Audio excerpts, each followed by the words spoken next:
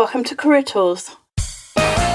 This week, Communicating Across the Language Barrier, Chapter 2, Facial Expressions and Body Language.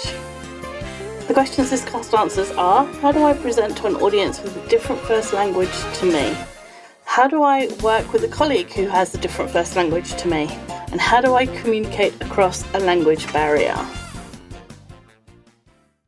Kate, Sarah and I recorded a cast a couple of weeks ago about communicating across a language barrier, and we talked about the words you use and the way that you use them, things like making sure that you're using short words, easy words to understand, not using contractions or idioms that people won't understand, but the words you use and the way you say them are only two parts of communication behavior. There's three more, and we're going to do two more of those today: facial expressions and body language. So, what's our outline?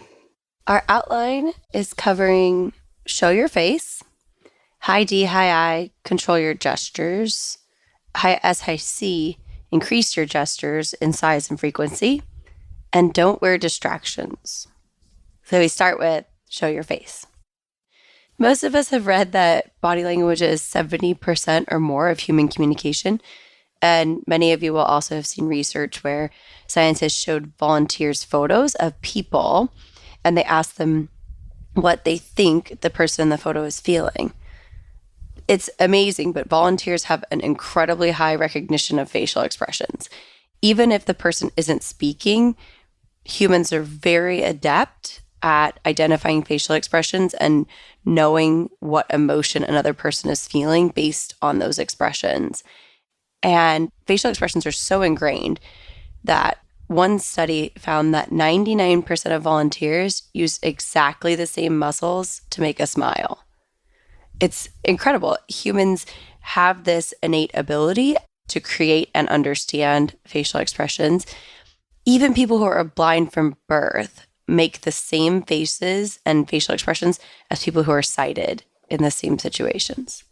Isn't that amazing? It's amazing. If you look for the study that proves this, it's a study where they looked at Olympic winners, and they looked at the first, second, the gold, silver and bronze medal winners, and they took a photo the split second that somebody would have heard their name as being announced that they were the gold, silver or bronze winner, and they took it at the normal Olympics and they did it at the Special Olympics with blind competitors, and their facial expressions were exactly the same, despite the fact that some of the blind people have been blind since birth and never ever seen someone's facial expression. It's not a thing that we learn by sight. It's a thing that we just have in, it's one of those things like, eventually we all know how to walk and we know how to breathe and, we know how to go to sleep. We make facial expressions and they're all the same. It's amazing. It is. I'm always astounded by it and our ability to interpret them. It's amazing. And this is important to keep in mind when you're speaking to a group in another language. When you're speaking another language, your face becomes really important to the audience. And because of this, we don't recommend turning your back on your audience ever. But if you were to do so, an audience who spoke the same first language as you would continue to follow your words and understand what you're saying because they can keep along with verbal cues and the actual words you're using. That's not the case with people who don't speak the same first language as you. Those people who are have English as their second language need to see your face because it provides so much data in the form of contextual information around the words that you're saying. Consider this sentence: while I was on vacation, my direct took action. If you say it like that and it's completely flat, you don't know whether I think that action is good or bad. But if I say it with a smile, if I say you can tell, it's weird that you can tell whether or not someone's smiling by sound, but you can, which is why you should smile on phone calls because people can tell that you're smiling. But if I say, when I was on vacation, my direct took action, you are primed for the next thing to be positive because I sound happy about it. Whereas if I say, while I was on vacation, my direct took action, you're primed to hear something negative. Because you can tell by my smile or by my not smiling what that is going to be. That helps people who maybe don't have a full understanding of the language you're speaking. That helps them know what's coming next. It helps them interpret what is coming next, your next sentence, whatever that is. They already have 50% of the information because they know whether it's good or bad, right? And that's 50% of the information most of the time. You make the appropriate facial expression without even knowing it. As we just said, everybody does. So you don't actually need to think about the expression you're making.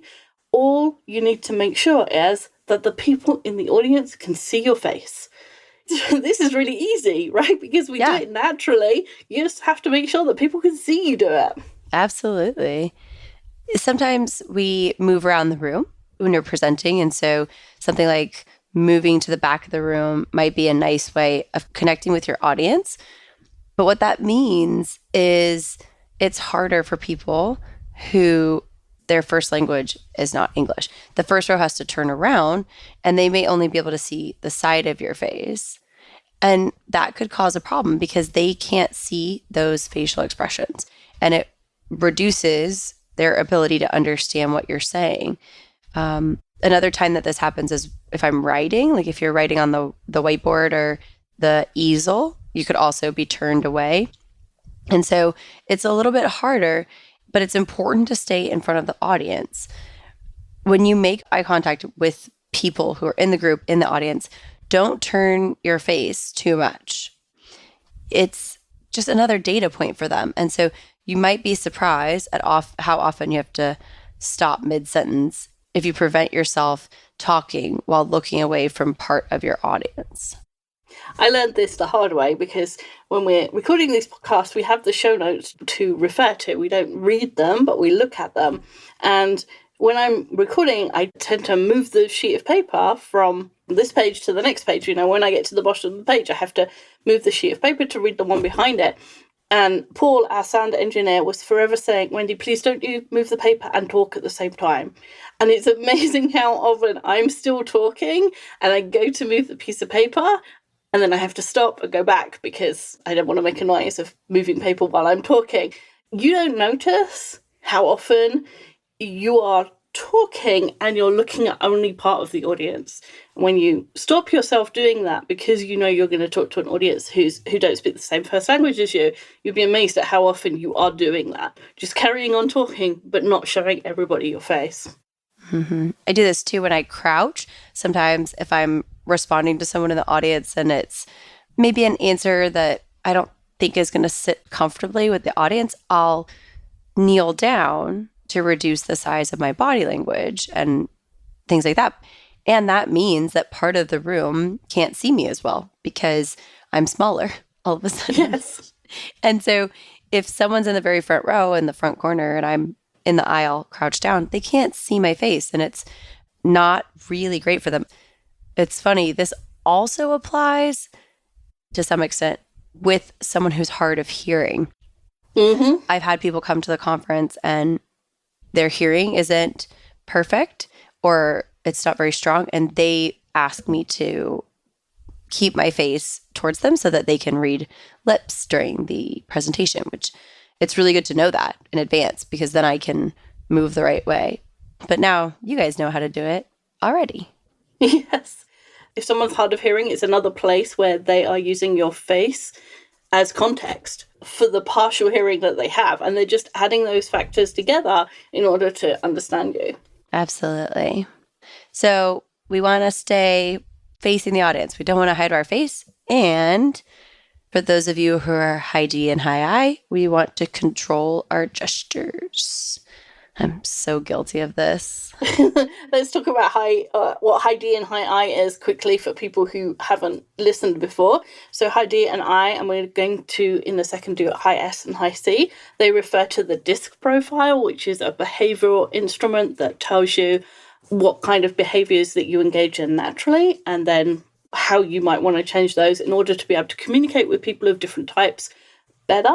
If you go to the website and you search for DISC, it's DISC, In the search box, you'll come up with the disc profile that you can take the instrument to find out what you are, and lots of free podcasts that tell you about disc and how to use it, and some products that you can use as well. So, and of course, we have the Effective Communicator Conference where we teach you about disc, and then we try and help you understand other people's styles and how to move towards them. So we have lots and lots of information on the website. So a high D and a high I, those two people are assertive, and that tends to mean that they use a big amount of space.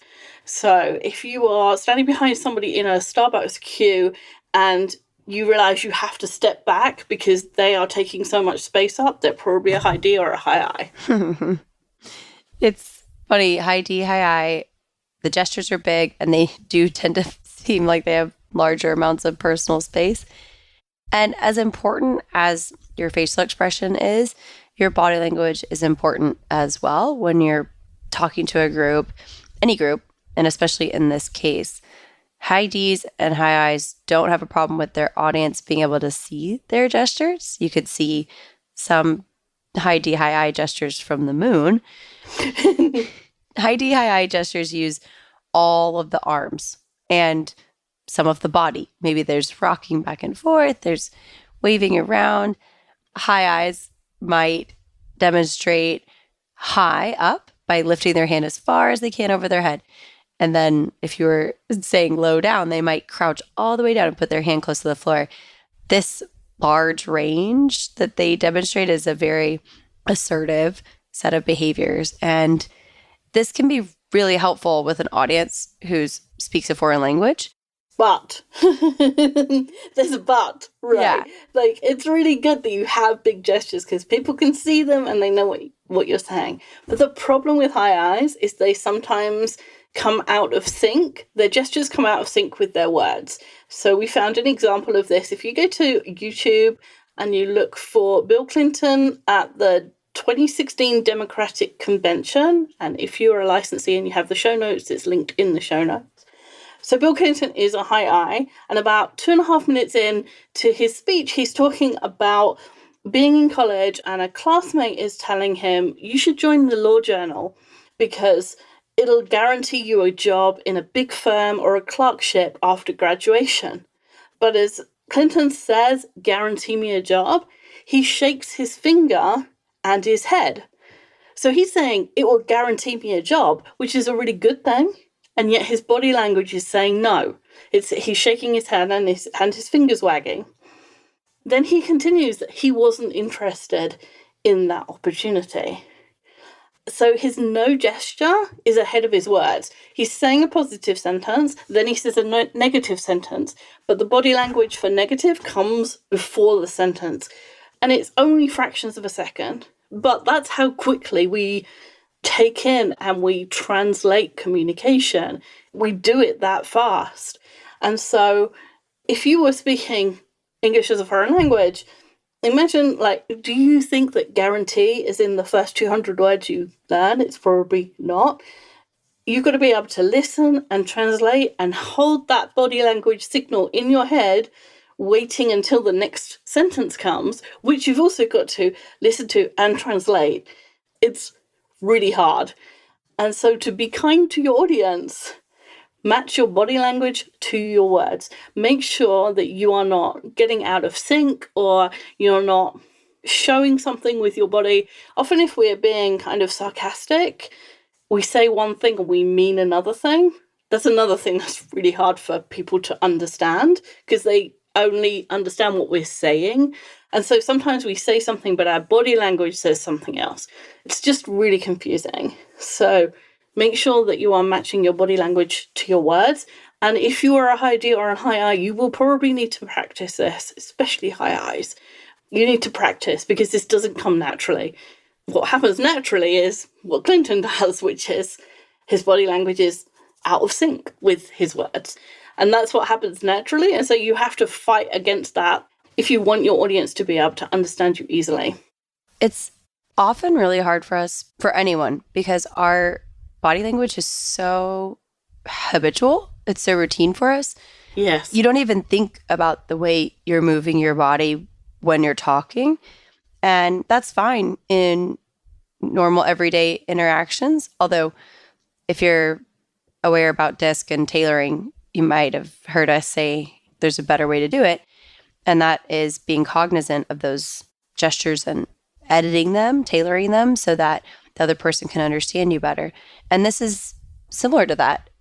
You don't think about how you move your body, and what you end up with is gestures that are so inherent to you that you don't even know that you're doing them. I do this thing where instead of shaking my head no or nodding it yes, I bobble my head side to side, which is very odd. I'm not sure why or where I picked it up. And I didn't know that until I saw myself on video. And it turns out that in India, that's a really common gesture. And I have no idea where I got it. And the way I use it is, I don't know. That's my head movement for I'm not sure, or I think I disagree. But in India, it's often yes. And so that's something that I wasn't aware of. And I need to know things like that about my own body language. And it's hard because I don't even realize I'm doing it half the time. It looks silly on me. And probably people don't notice it either. When you go to Toastmasters, one of the things they do is they count the number of ums and ahs you say in any one speech or any one piece of speech in a meeting.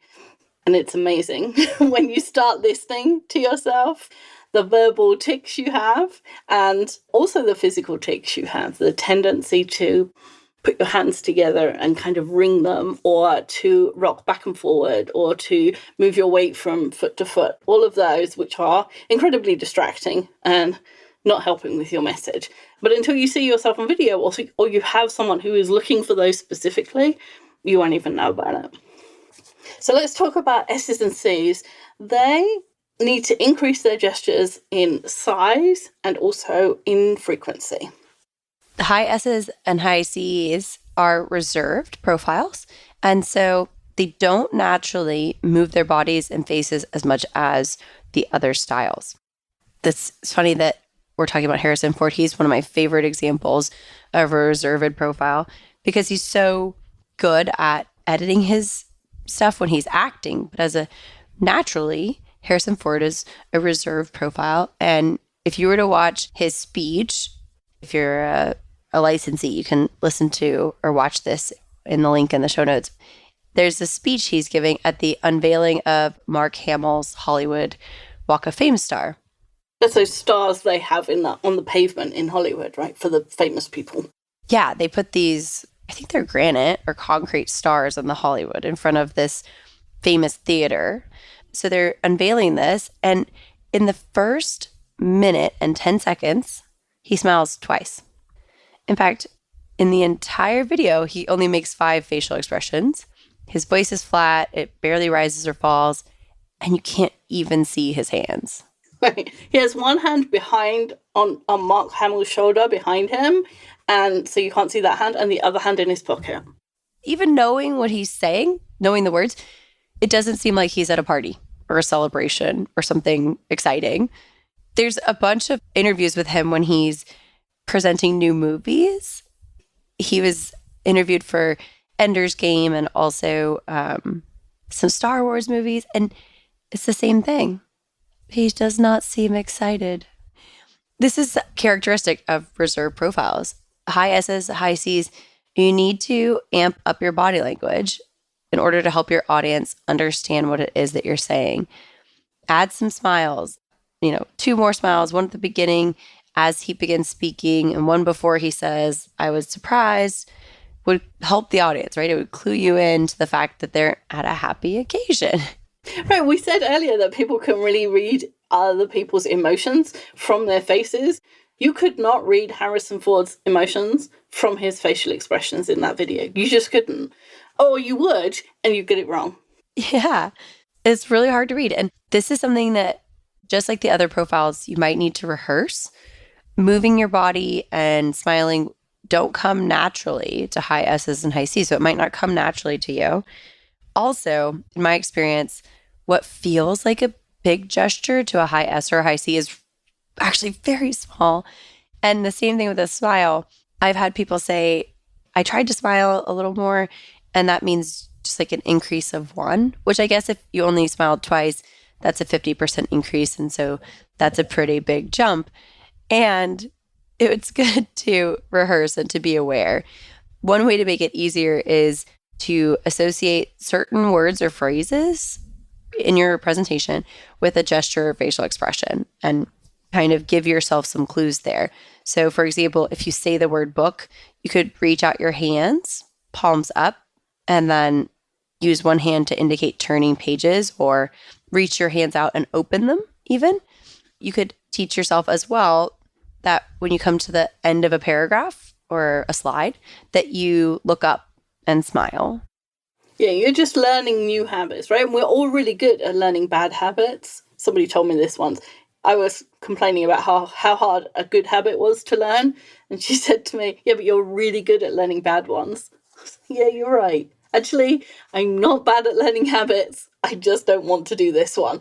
But if you can habituate, if you can automatically, every time you say the word book, you make this gesture and you make it so that your elbows are a little way away from your body and your hands are a little further apart than your body, that becomes a big gesture. And if you can habituate that and some smiles, that every time I get to the end of what would be a paragraph if I was writing, you think, okay, got to smile. You're giving yourself a cue and your body will naturally take the action that you've taught it to do. The same way that we shut the front door and then we turn the key and we walk away and we can't remember whether we locked it or not because it's a habit. So now if you can make I smile at the end of every paragraph a habit, you will smile a lot more than if you just did it naturally. Absolutely. Next is don't wear distractions. Your audience is using a good proportion of their brain power to listen and interpret what you're saying. We don't want them to have to use limited brain power on screening out distractions that you yourself have created or brought in. So we wouldn't recommend that you wear really large or noticeable jewelry. Don't wear anything that makes a sound, whether it's bracelets that jangle or a coat that squeaks. This is kind of funny. I have to put lotion on the heels of my feet because sometimes the shoes I wear to present, the leather is so soft that they get stuck and they squeak. But I have to do this every day before I present. Because otherwise everybody is thinking, what is that squeak? Are there mouses in this room? Yeah. And it's just because of my shoes. And I love the shoes because they're so comfortable to stand in. But I have to put lotion on my heels or else they'll make noise all day long. So don't wear anything that squeaks or, fix your shoes if they do. Don't wear anything with a large image, like a logo or a t-shirt with a really big picture printed on it. We wouldn't recommend you wear anything with writing on it or anything that impedes your movement. So you do want to be pretty comfortable, right? You want to be able to move your arms and make those gestures and things like that. Also, there's probably some fashion statement things that we could edit for this presentation or when you're talking to the audience. You might adore those bright red glasses and they make a distraction for the audience sometimes, things like that. You might think you'll look plain and boring if you're the kind of person that normally has a lot of accessories or has t-shirts with things written on it. But in this case, you're going for plain and boring. Yeah. You want your audience to be using their brain power to understand your points and be persuaded, not wondering what your shirt says. And I looked at a bunch of TED videos to see what they wore. If you look, they are all very plain and boring. The women have a dress or a top and pants or a skirt. They don't have any big statement jewelry. They don't have a big necklace or long earrings. The men generally wear pants and a t-shirt or pants and a shirt. And some of them have suits on. They're not loud. They're not red shirts or purple shirts. They're generally muted colours, which helps because if you have a muted colour on, it's easier to see your face as a contrast against what you're wearing. And the other thing they do is they very rarely wear grey because the background on a TED Talk is grey. If they wore grey, they would start to blend into the background. So that's something else to consider when you're thinking about what you're going to wear, is what's going to be behind me. If it's a stage and there's going to be a colour there, you don't want to be wearing that colour. Yeah, it's kind of like the green screen effect. And if you're going to be on TV, you don't wear bright colours and you don't wear stripes. Stripes, yeah, they flicker. TV. Yeah, so Pinstripes, they flicker. it depends where you're going to be, how far you need to go down this. But you certainly, that short list that Kate gave a little while ago, that's the bare minimum of what you need to consider. Body language is an important part of communication, and speakers of a second language rely on it even more than speakers of your own language. Ensure that they can see what you're saying and that your body language is congruent with the words that you're saying and the tone you're trying to convey. It's something that people won't be able to put their finger on, but will help to increase their comprehension significantly. Awesome. Thanks, Kate. Thanks, Wendy. That's all for this week. We'll be back next week with more guidance.